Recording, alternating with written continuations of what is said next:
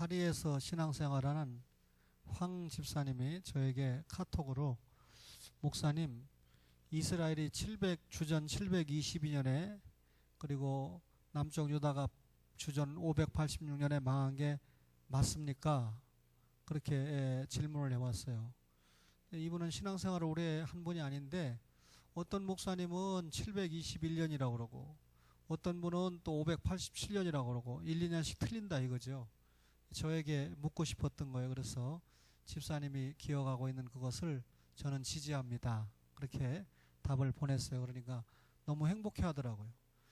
진리도 아니고 연도를 바로 알려주는 것도 행복해하는 열정을 가지고 있더라고요. 여러분, 주전 538년에 남쪽 유다가 바벨론에 망했습니다. 그죠? 그러면 남쪽 유다를 멸망시킨 바벨론은 페르시아가 주전 538년에 멸망을 시켰거든요. 그러면 여러분, 우리가 이 신구약 중간 역사라고 할 때 그 시기에 보면 페르시아가 통치하는 시대가 있었는데 주전 538년부터 330년까지입니다. 그럼 330년에는 헬라의 알렉산더가 일어나서 헬라가 통치하던 시대가 주전 330년부터 166년까지 헬라가 통치를 하게 돼요. 그러면 유대는 이스라엘 나라는 어디에 지배를 받았습니까? 지금 설명을 들으니까 바벨론의 지배를 받다가 페르시아의 지배를 받다가 그 다음에 헬라의 지배를 받는 거잖아요. 근데 헬라가 통치할 때 아까 330년부터 166년이라고 그랬는데 주전 330년부터 198년까지 이 헬라를 다스렸던 왕조가 톨레미 왕조 혹은 프톨레미 왕조 이렇게 말합니다.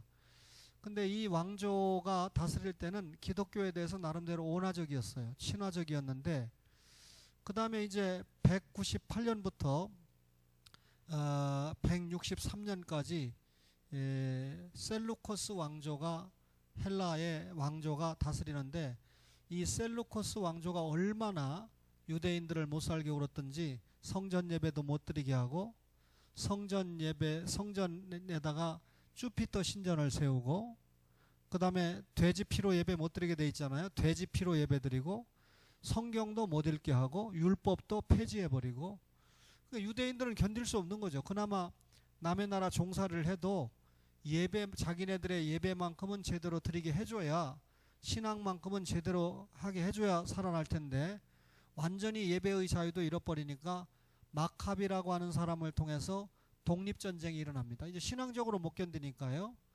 그래서 주전 166년부터 63년까지 드디어 신구약 중간 역사 중에 유대라고 이스라엘 나라가 독립국가 시대를 맞이했는데 약 100년이죠.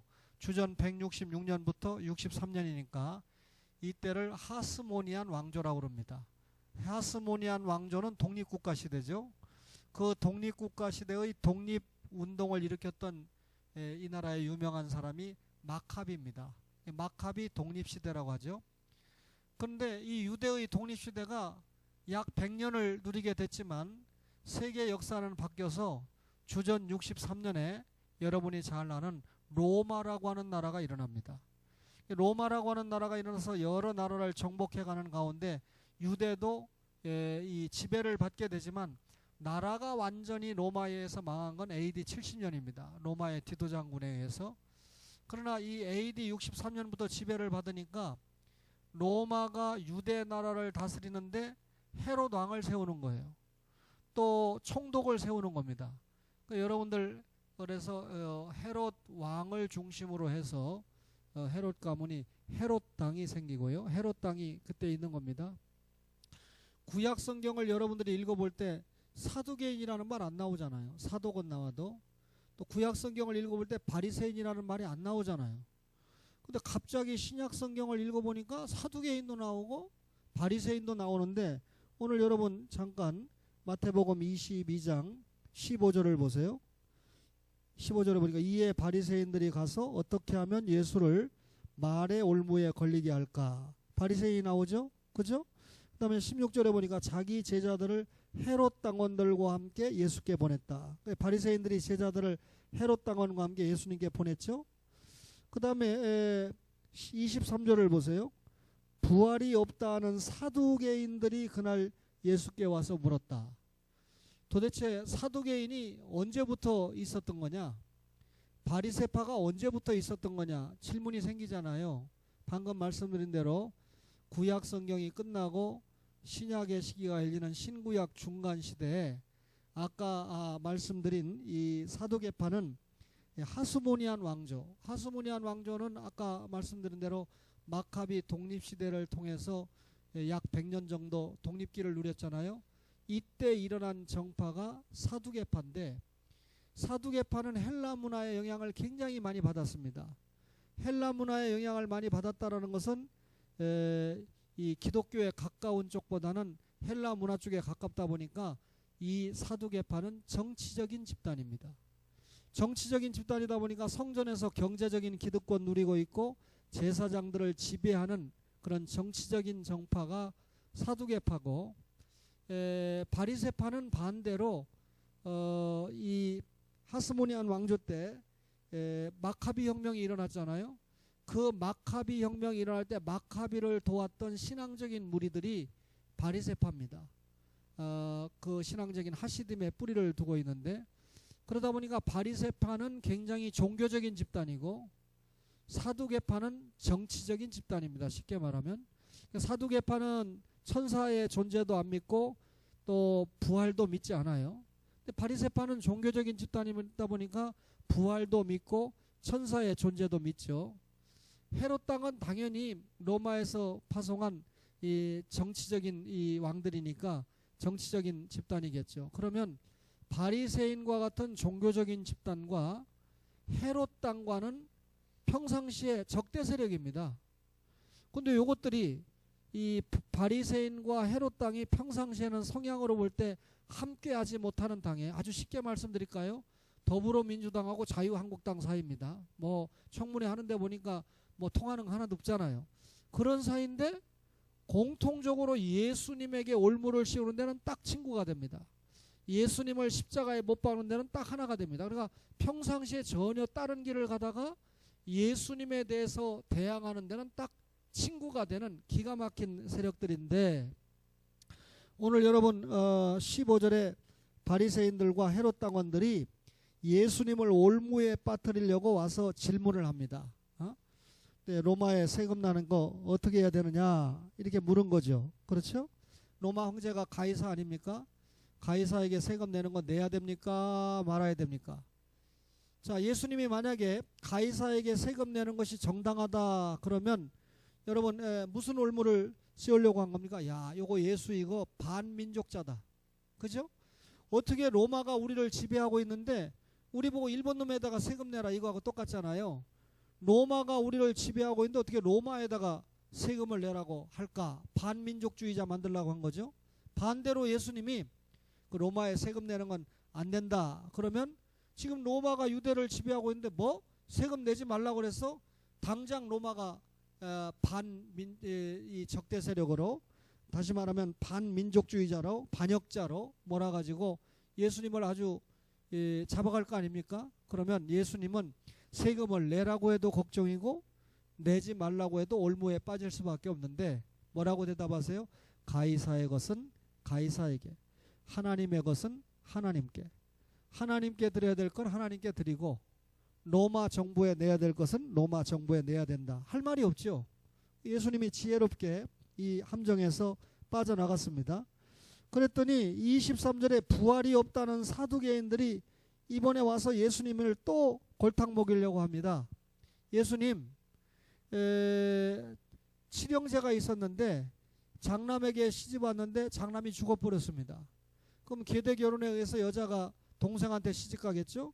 근데 뭐라고 그러냐면 동생도 죽고 동생도 죽고 그래서 마지막 7번째만 남았습니다. 그럼 이 여자는 첫째 아들하고 살도 둘째, 셋째, 넷째, 다섯째, 여섯째까지 결혼했다가 마지막 7째 이 아들하고 결혼해서 7명의 형제 남편을 뒀습니다. 지상에서 가능한 거예요, 법대로. 그런데 천국에 가면 이 여자에게 첫째가 남편이냐, 둘째가 남편이냐, 혹은 일곱째가 남편이냐. 참 기가 막힌 질문을 했습니다. 근데 예수님이 천국에 부활하여 천국에 가면 결혼 제도가 없다라고 말씀하므로 너희들이 하는 질문은 어리석은 질문이라고 하는 것을 확실하게, 여러분 인간 이성을 가지고 신적 권위에 대한 도전을 했다가 주님은 지혜가 풍성하신 분이고 저들은 지혜에 한계가 있다라고 하는 것을 보여주셨습니다. 그랬더니 다시 바리새인들이 등장해요. 34절 보세요. 예수께서 사두개인들로 대답할 수 없게 하셨다를 듣고, 이 결혼제도 가지고 예수님이 꼼짝없이 만들었잖아요. 하고 바리새인들이 듣고 모였다. 그 중에 한 율법사가 예수를 시험하여 묻되, 선생님, 율법 중에서 어느 계명이 크니까? 바리새인들은 율법을 몇 개 조항으로 쪼개놨냐면 613개 조항으로 쪼개놨어요. 그럼 이 말이 예수님 613개 조항 중에 어떤 율법이 가장 큰가요? 라고 물었을 때 예수님이 뭐라고 대답합니까? 37절에 내 마음 다하고 목숨을 다하고 뜻을 다하여 주 너희 하나님을 사랑하라. 39절에 둘째도 그와 같으니 내 이웃을 자신같이 사랑하라 그랬습니다. 여러분, 율법이 613개 조항이 있어도 사랑하는 마음을 깔고 율법을 지키면 의미가 있지만, 사랑이 전혀 없이 맹탕으로 율법을 지키는 건 형식주의라는 겁니다. 그러니까 하나님이 어떤 계명이 가장 크냐고 물었을 때 어떤 계명이 가장 크다 이렇게 얘기하지 않고 하나님을 사랑하고 이웃을 사랑하라, 사랑이 중요하다 하는 것을 대답으로 주셨습니다. 그랬더니 오늘 본론에 도착한 거예요. 41절에 바리새인들이 모였을 때 예수님께서 그들에게 물으시되 너희는 그리스도에 대하여 어떻게 생각하느냐. 자, 바리새인, 사두개인, 헤롯 땅의 공격에 예수님이 지혜롭게 승리하셨죠. 이번에는 역으로 예수님이 저들에게 질문을 하는 겁니다. 너희는 그리스도를 누구라고 하느냐? 너희들의 메시아관이 뭐냐? 지금 네 앞에 있는 예수에 대해서 어떻게 생각하느냐? 이렇게 물으니까 일제히 합창합니다. 뭐라고 합창하죠? 42절 다 같이 읽습니다. 시작. 너희는 그리스도에 대하여 어떻게 생각하느냐? 누구의 자손이냐? 대답하되 시작. 다윗의 자손입니다. 여러분, 바리새인과 유대인과 이 사두개인들이 누구든지 물어보면 예수님이 다윗의 자손이다. 안 찾아봐도요, 사무엘하 7장에 하나님이 다윗과 언약을 세울 때 다윗 내 몸에서 날 씨가, 그죠? 하나님의 집을 짓고 왕위가 견고하리라. 그리고 뒤에 보면 그의 나라가 영원하리라 그랬거든요. 근데 그의 나라가 영원하다, 왕위가 견고하다 이 말만 안 나왔으면 왕위가 뭐 견고해 40년이면 끝나는데, 다윗의 아들 솔로몬의 아들 왕위는 40년으로 끝나잖아요. 근데 왕위가 견고하고 또 그 나라가 영원하다? 그러면 이게 단순하게 다윗의 아들인 솔로몬 나라를 얘기하는 게 아니죠. 다윗의 후손으로 오는 누구의 나라를 얘기하는 겁니까? 예수 그리스도의 나라를 얘기한 거거든요. 근데 시편 110편에 이렇게 기록되어 있어요. 시편 110편에 주께서 내 주께 이르시되 내가 내 원수를 내 발 아래에 둘 때까지 내 우편에 앉아 있으라. 이 말씀이 꼭 오늘 본문 44절에 있는 말씀이 시편 110편의 말씀이거든요. 그러면 예수님이 지금 저들에게 대답을 할 때 시편 110편을 가지고 질문한 거거든요. 자, 다윗의 자손이라고 말하니까 43절에 그러면 다윗이 성령에 감동되어 어찌 그리스도를 주라 칭하여 말하되 주께서 내 주께 이르시되. 자, 한번 생각해 보세요. 다윗의 후손으로 누가 옵니까? 예수님이 옵니다. 다윗이 주전 10년에 왕이 됐으니까 그로부터 약 1000년 뒤에 예수님이 오실 거거든요. 그러면 다윗이 조상이고 예수님은 다윗의 후손으로 1000년쯤 뒤에 오시는 분인데, 도대체 어떻게 다윗이 자기보다 1000년이나 뒤에 오는 그런 후손에게 그분을 내 주라고 얘기를 했느냐. 그러니까 이 사람들이 아무 말도 못하는 거예요. 그러면 여러분 실제로 예수님은 영원전부터 계신 분인데 아브라함과 다윗의 후손을 통해서 오시되 결국 동정녀 마리아를 통한 죄 없는 분으로 이 땅에 오신다는 것이 성경의 약속 아닙니까? 그러면 결과적으로 여러분 바리새인도 그렇고 사도개인도 그렇고 헤롯 당들도 그렇고 지금 자기 앞에 누가 있습니까? 너희는 그리스도를 누구라고 하느냐는 예수님이 자기 앞에 있잖아요. 그러면 적어도 이분들이 예수님이 그리스도를 누구라고 하냐 할 때 합창을 뭐라 그랬습니까? 다윗의 후손입니다. 그러면 구약의 유대인들은 누구든지 예수님이 다윗의 후손이라고 다윗의 후손으로 온다는 걸 뭐라고요? 알고 있었어요. 믿고 있었어요. 그 다윗의 후손으로 지금 그 앞에 누가 와 계십니까? 예수님이 와 계십니다. 그런데 문제는 그 앞에 와 계신 예수님이 자기들이 기다리고 있던 다윗의 후손이라는 걸 모르고 있는 게 문제죠. 이해가 되셨습니까? 그러면 여러분 여기에서 우리가 무엇을 기억을 해야 되냐면 예수님을 교리적으로 암기한다고 알거나 믿는 게 아니라는 거예요. 예수님이 자기 앞에 와 있는데도 모를 정도니까 그 예수님을 암기한다고 여러분 예수님을 알겠어요? 그러니까 평상시에 말씀을 통해서 예수님에 대해서 깨닫고 예수님에 대해서 믿으면서 정말 예수님을 생각하는 사람들은 결정적일 때 여러분 자신의 신앙과 생활에서 예수님을 사랑하는 모습이 나타납니다.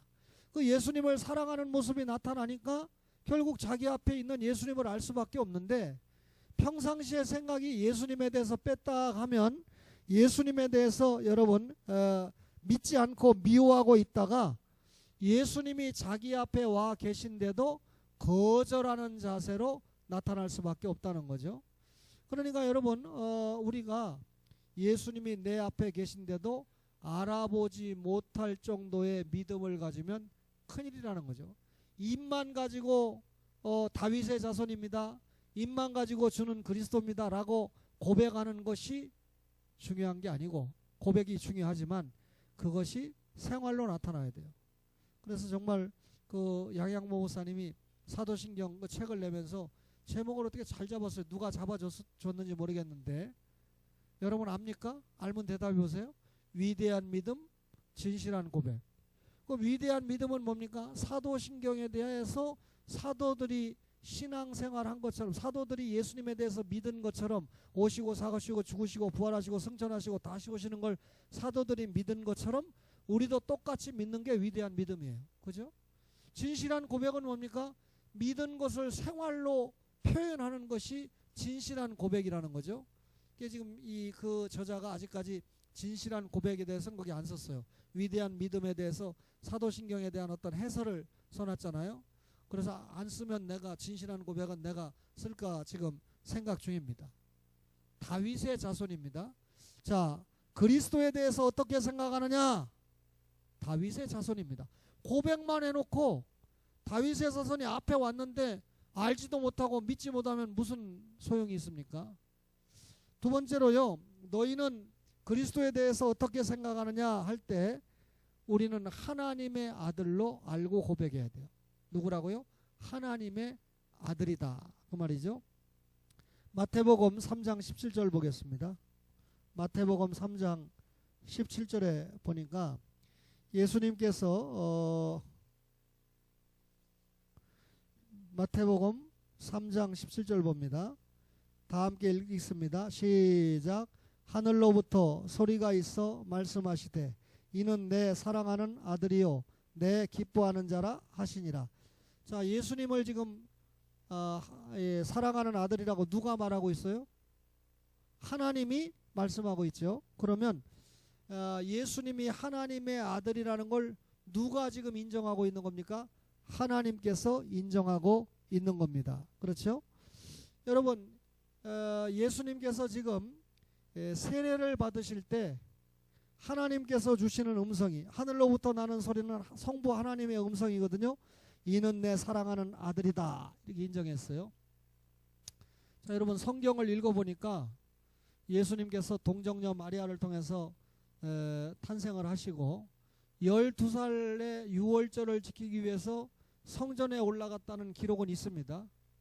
그러면 여러분 12살부터 예수님께서 30세에 본격적으로 공생애를 시작하는데 12살부터 30세까지 18년 동안의 기록을 저에게 좀 가르쳐 주시면 좋겠어요. 예수님이 무엇 하셨나.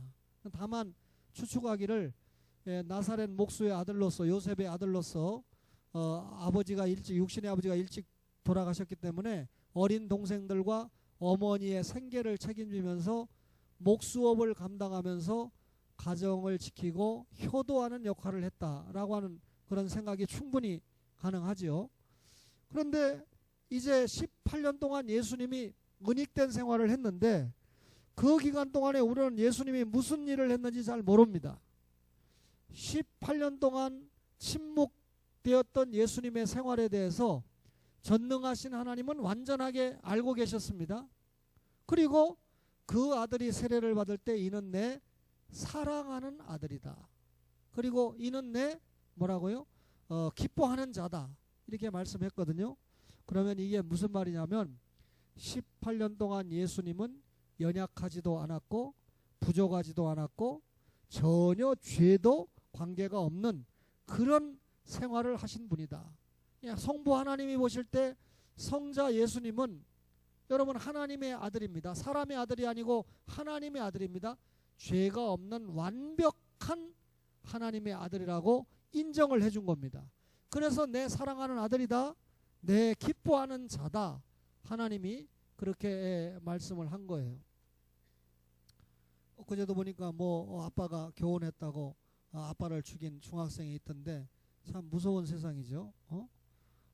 여러분 혹시 아파트를 사기를 원하는 분 있으면 얼마 전에 그 고등학생이 초등학생 그 살인해가지고 위에 옥상에 물통에 빠뜨렸던 일이 있죠.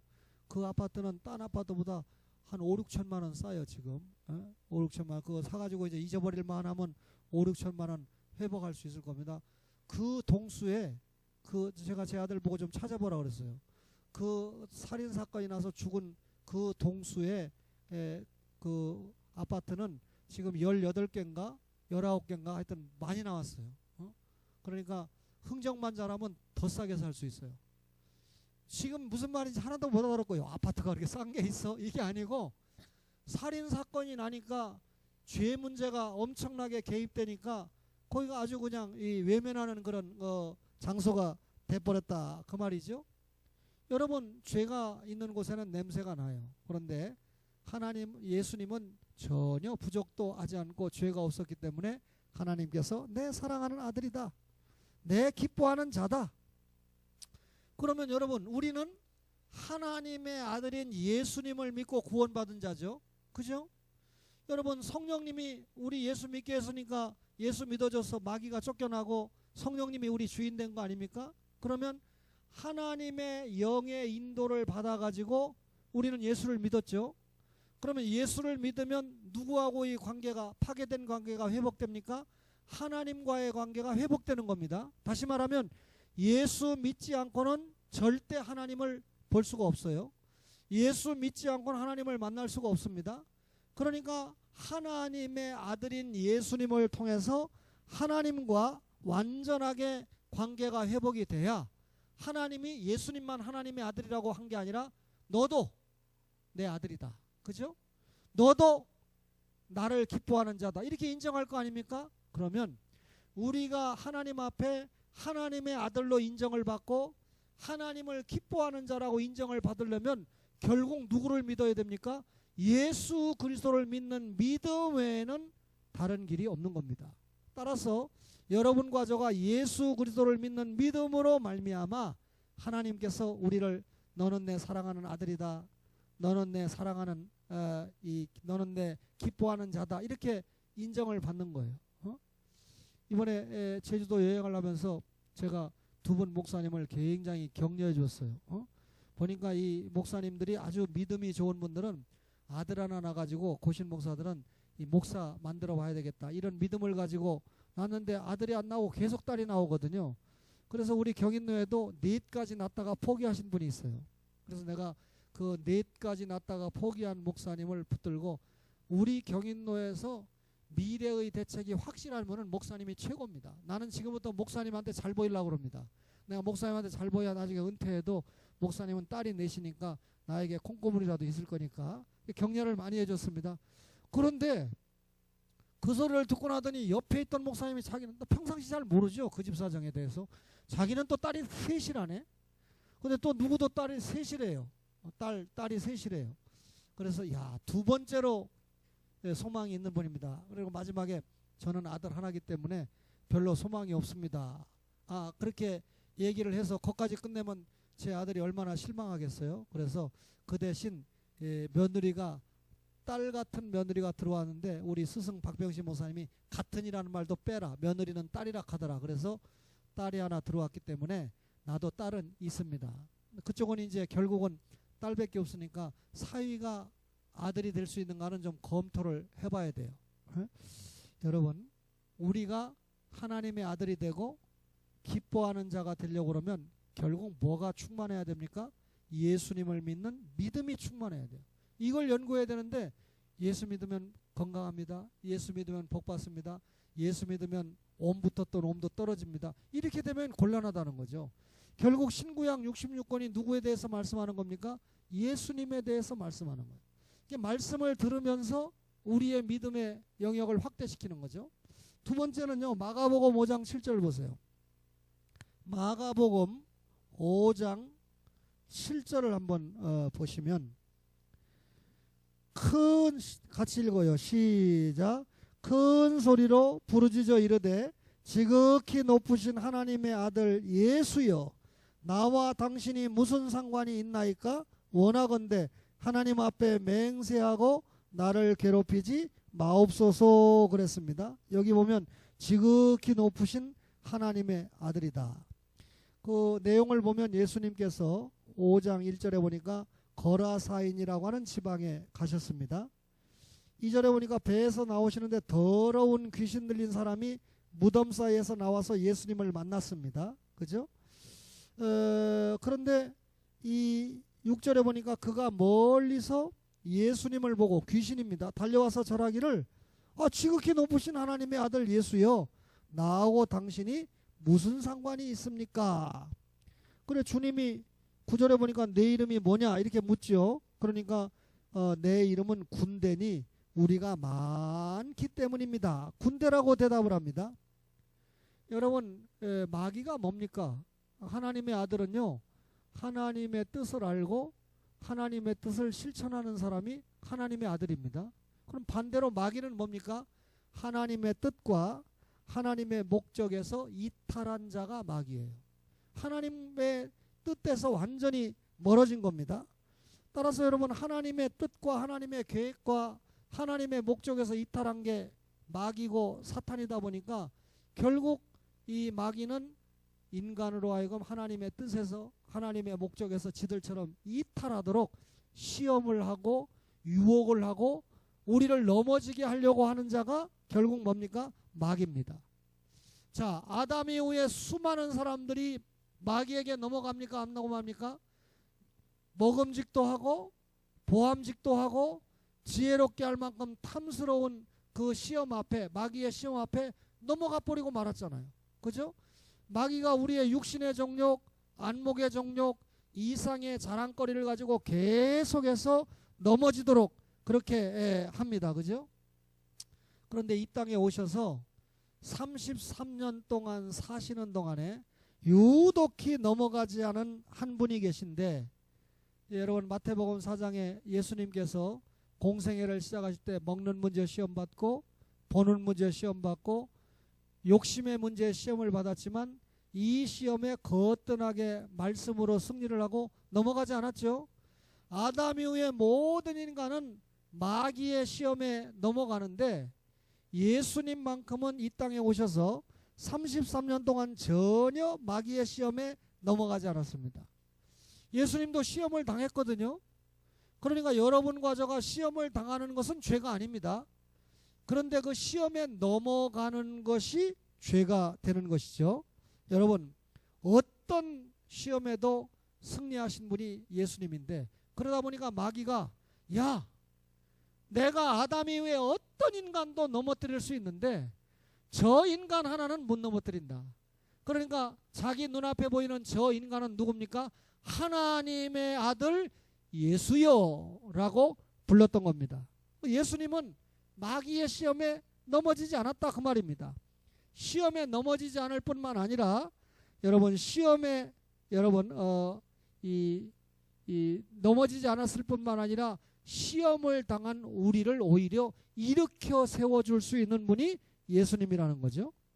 여러분 하나님의 아들인 예수님을 누가 알아봤습니까? 물론 하나님이 인정했습니다. 지금 누가 알아봤습니까? 귀신도 알아봤습니다. 아니 귀신도 알아보는 하나님의 아들 예수를 우리가 몰라본다고 하면 말이 됩니까? 그죠? 그러니까 여러분 이 아직까지 이 예수 믿지 않고 불신 가운데 사는 사람들 참 답답한 게 귀신도 알아보는 하나님의 아들을 그 사람들은 아직도 하나님의 아들을 못 알아보고 아직도 신앙생활하지 않고 교회 나오지 않고 있으니까 얼마나 안타깝고 불쌍합니까? 그죠? 마지막으로요. 마태복음 16장 16절을 보겠습니다. 마태복음 16장 16절에 보니까 함께 읽읍시다. 시작. 시몬 베드로가 대답하여 이르되 주는 그리스도시요 살아계신 하나님의 아들이시니다. 그랬습니다. 오늘도 보니까 저는 뭐 손님이랑 잠깐 대화를 하는데 우리 차경련 성도님이 보증인이요. 차경련 성도님도 소식하더라고요. 그죠? 오늘 보니까 이 반찬을 많이 가져오고 소식을 했던데 저는 그 소식하는 분보다 반을 가지고 와서 먹었으니까 참 얼마나 제가 마귀의 시험에 승리하는 사람인지 몰라요. 마귀는 말하기를 야 오늘 반찬도 맛있고 그런데 많이 먹어. 그래서 제가 그 시간에 많이 먹으면 지금 설교하다 말고 하나님의 아들이 어쩌고 저쩌고 하다 졸거나 딴소리하거나 그럴 확률이 있어요. 근데 제가 설교 시간에 여러분 거듭 말씀드리면 졸리지 않고 맑은 정신으로 전하고 그리고 설교하다가 이 소리 안 하려고 제가 좀 적게 먹었거든요. 이게 청교도 정신 아닙니까? 목사가 청교도들이 주일 잘 지키려고 점심을 굶거나 적게 먹었다고 설교해놓고 자기는 시큰 먹고 졸거나 그러면 안 되잖아요. 그러니까 말씀한 대로 살아보려고 굉장히 애를 쓰는데 앞으로 이 구역장님과 구역원들이 식사를 만나게 준비해 오면 오후 예배 설교를 내가 짧게 해야 되겠다. 왜냐하면 여러분들이 졸 수 있으니까 너무 잘 먹어서. 그런데 맛없게 해갖고 오면 많이 안 먹을 거니까 안 졸을 거 아닙니까? 그래서 그때는 설교를 좀 길게 하고 부흥회를 해야 되겠다 하는 생각을 제가 해봅니다. 그러면 아마 초원교회 점식 식탁은 굉장히 맛있어질 확률이 크죠. 그죠? 지금 뭔 말인지 못 알아듣는 사람은 너무 잘 먹어가지고 비몽사몽이에요. 오늘 목사님이 설교하다 말고 왜 딴소리를 하시나 할 겁니다. 자, 베드로가 주는 그리스도시요 그 다음에 뭐라 그랬어요? 살아계신 하나님의 아들입니다 그랬어요. 예수님이 지금 가신 곳이 가이사라 빌립보거든요. 근데 원래 거기가 빌립보 지방인데 로마 황제인 가이사가 거기다가 엄청난 신전을 짓고 자기를 숭배하게 했어요. 그러니까 누가 봐도 그 신전만 보면 로마 황제가 대단한 사람같이 보이는 신전인데 예수님이 그 앞에 가서 딱 서신 거예요. 그 도대체 사람들이 나를 누구라고 하느냐? 그러니까 이게 이제 공생의 말기에 가깝거든요. 그러니까 사람들이 말한 대로 제자들이 얘기합니다. 예수님을 말하는데 예수님이 세례 요한이라고 합니다. 또 예수님을 엘리야라고 합니다. 또 예수님을 예레미야라고 말합니다. 선지자 중에 하나 예수님을 모세라고 얘기합니다. 여러분 모세, 엘리야, 예레미야, 세례 요한 구약의 이 이스라엘 백성들이 생각할 때 정말 대단한 사람들이거든요. 엄청난 사람들이거든요. 그러면 일반 사람들이 그 정도의 사람들의 이름을 얘기하면서 지금 오신 예수님이 그분이다라고 인식했다면 예수님을 대단한 분으로 봐준 거거든요.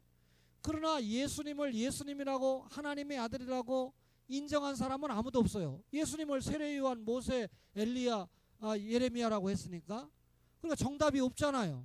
그러니까 예수님이 지금까지 3년 동안 양육한 제자들에게 묻습니다. 그러면 너희는 나를 누구라고 하느냐? 그러니까 언제나 성질이 가장 급했던 누가? 베드로가 딱 나와서 주는 그리스도시요 살아계신 하나님의 아들입니다 라고 고백했어요. 예수님이 너무나 기뻐가지고 바요나 시모나 이를 내게 알게 하신 이는 혈육이 아니고 성령님이라고 말씀하신 다음에 내가 이 반석 네 신앙 고백 위에 내 교회를 세우겠다. 주님의 교회를 세우겠다. 그렇게 말했잖아요. 그죠? 예수님이 너무 기뻤던 거예요. 그런데 3년 전에 예수님이 갈릴리 해변을 지나가다가 베드로를 보고 나를 따라오너라. 그러니까 배와 그물을 고려두고 따라갔잖아요. 그때 따라갈 때는 베드로가 예수님이 그리스도인 줄 몰랐어요. 예수님이 하나님의 아들인 거 몰랐습니다. 그저 자기를 불러주는 그 예수님의 인격이 너무나 고매해 보이고 야 저분은 대단한 분 같다 해서 따라갔거든요.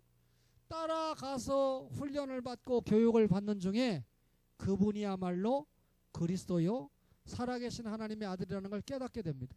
예수님이 질문을 하니까 가이사라 빌립보에서 주는 그리스도시요 살아계신 하나님의 아들입니다 라고 대답을 했습니다. 자 그러면 하나님도 예수님을 하나님의 아들이라고 그랬고 마귀도 예수님을 하나님의 아들이라고 했고 사람도 예수님을 인간도 예수님을 뭐라고 그랬습니까? 하나님의 아들이라고 그랬어요. 하나님도 하나님의 아들이라고 그러고 인간도 하나님의 아들이라고 그러고 심지어 마귀도 하나님의 아들이라고 인정을 한 분이 예수님입니다. 그러면 여러분 예수님이 하나님의 아들이라고 베드로가 고백했을 때 이 말의 의미가 뭘까요? 자 여러분 제 뜻을 제가 가지고 있는 뜻과 계획을 잘 알고 있는 사람이 누굴까요? 안현숙일까요? 신상훈일까요? 여러분 안현숙입니다. 미안합니다. 신상훈입니다. 그죠? 자기 엄마에게 말하지 못하는 것도 때에 따라서는 아들에게 얘기할 때도 있거든요. 예를 들면 아들아 아빠가 먼저 천국에 가면 엄마 모르게 어디다 숨겨놓은 거 있으니까 네가 가져라 이렇게 얘기할 수 있잖아요. 이해 잘하시라고 얘기하는 겁니다. 여러분 아버지의 뜻을 잘 아는 게 아들이에요. 성부 하나님의 뜻을 잘 아시는 분이 누굽니까? 성자 예수님입니다. 그러니까 베드로가 주는 그리스도시고 하나님의 아들입니다 라는 고백 속에는 당신이야말로 하나님의 뜻을 잘 알고 그것을 전하기 위해서 이 땅에 오신 분입니다. 이런 의미입니다. 또 당신은 하나님의 아들입니다. 구약에 여러분 선지자들이 계속해서 누구에 대해서 예언했죠? 선지자들이 이스라엘의 역사를 통해서 회개에 돌아와 하나님의 말씀대로 살아야 돼 그렇게 외치다가 마지막에 누가 오신다? 메시아 예수님이 오신다라고 선지자들이 계속 외쳤잖아요. 선지자들이 외친 대로 그 예언의 성취로 이 앞에 계신 분이 당신입니다. 선지자들이 하나님의 아들이 온다고 예언했는데 그 하나님의 아들로 오신 분이 당신입니다 라고 베드로가 고백을 한 겁니다. 그러면 여러분 보통 사람들은 메시아 예수님을 인간 중에 아주 인격이 좋은 고상한 분으로 생각을 해서 어떤 친구는 세계 4대 성인 가운데 예수님이 한 분이다. 어떻게 예수님을 소크라테스하고 공자하고 여러분 부처하고 비교를 합니까? 말이 안 되죠. 베드로가 그리스도는 하나님의 아들이다 이렇게 고백한 건요. 하나님의 아들이니까 신이라는 얘기 아닙니까? 그죠? 그리스도라고 하는 말은 기름 부음 받은 자, 왕, 선지자, 제사장으로 기름 부음 받은 자, 사람이라는 얘기 아닙니까? 하나님의 아들이 사람의 몸을 입고 앞에 오지 않았습니까? 그러니까 예수님이야말로 하나님의 아들이니까 전능하신 신입니다. 그리고 죄가 없는 사람의 아들입니다. 죄가 없기 때문에 하나님이 내 사랑하는 아들 기뻐하는 자라고 인정했다고 그랬죠. 마귀의 시험에 전혀 넘어가서 죄를 짓지 않는 분이니까 마귀도 예수님을 하나님의 아들로 인정했다고 그랬죠. 베드로도 그 예수님을 하나님의 아들로 인정했다라고 하는 것은 여러분 예수님이야말로 능력이 출중한 신이고 완전한 인간, 죄가 없는 인간이기 때문에 나를 구원하실 그리스도로 믿습니다. 그러니까 예수님은 하나님의 뜻을 전해주는 선지자입니다. 예수님은 친히 제물과 제사장과 제단이 돼서 십자가에 죽으신 대제사장입니다. 예수님은 지금도 성령과 말씀을 통해서 나를 통치하시는 분입니다. 이렇게 고백하는 것이 주는 그리스도시요 라고 고백을 한 것입니다. 그렇죠? 제가 오늘 이 전정배 성도님이 오전 예배 못 오셔가지고 둘이 짰나, 한 보좌관님이 오전에 오고 다른 보좌관님은 안 나와서 또 신목사만은 주일을 잘 지키라고 이렇게 해서 고백을 해놓고 주일날 오전에 안 나와서 긴장을 했는데 어떻게 오후 예배라도 열심히 이렇게 달려올 수 있게 돼서 너무나 감사합니다. 자, 여기까지 얘기하면 결국 그분에 대해서 제가 뭘 전했습니까? 하나님의 말씀에 입각해서 전한 거잖아요. 하나님의 말씀을 듣고 주일을 지키는 것이 하나님의 뜻이다 깨닫고 순종을 하잖아요. 결국 그게 뭡니까? 말씀과 성령을 통해서 내가 인도를 받고 지배를 받는 것입니다. 그러니까 여러분과 저가 주를 그리스도로 믿고 하나님의 아들로 믿는다는 것은 나를 구원해 주시는 완전한 하나님 예수님을 뿐만 아니라 구속주일 뿐만 아니라 그분이 나의 선지자고 그분이 나의 제사장이고 그분이 나의 왕이라고 하는 말이죠. 따라서 여러분 그분을 통해서 하나님의 뜻을 깨달아야 돼요. 또 그분을 통해서 우리가 죄 문제를 계속해서 원죄 말고 자범죄를 해결받아야 됩니다. 뿐만 아니라 그분을 통해서 우리가 성령과 말씀을 통해서 통치를 받아야 됩니다. 그래야 크리스찬으로서 인정받는 삶을 살아갈 수 있다 그 말이죠. 오늘 말씀을 받은 여러분과 저가 그리스도에 대해서 어떻게 생각하느냐?